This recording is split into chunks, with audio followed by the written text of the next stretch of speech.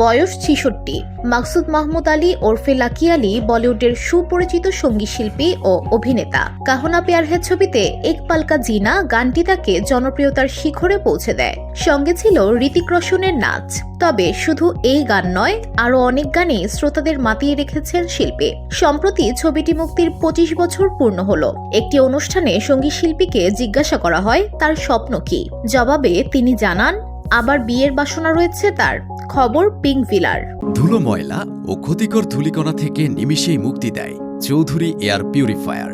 এর শক্তিশালী সাকশন ঘরের কোনায় কোনায় লুকিয়ে থাকা সকল ধুলা টেনে ফিল্টার করে এবং বের করে আনে নির্মল ও স্বাস্থ্যকর হাওয়া।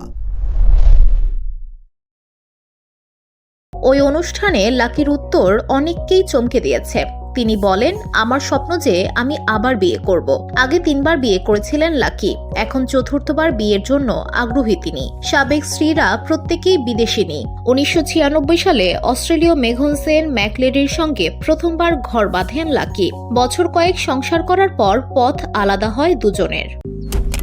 মালয়েশিয়ান প্রযুক্তিতে তৈরি অত্যাধুনিক cleaning machine modern vacuum cleaner যে কোনো ধরনের ধুলো ময়লাকে পরিষ্কার করে ঘরকে করে তুলুন চকচকে ও আকর্ষণীয়।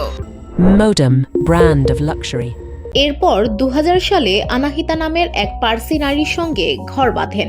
ওই বিয়েও বেশি দিন টেকেনি, বিবাহ বিচ্ছেদ হয় জুটির। তারপর এক মডেল কেট এলিজাবেথ হালামের সঙ্গে সম্পর্কের সূচনা। ২০১০ সালে বিয়ে সারেন তারা, কিন্তু ৭ বছর যেতে না যেতেই এবারও ঘর ভাঙল দুজনের।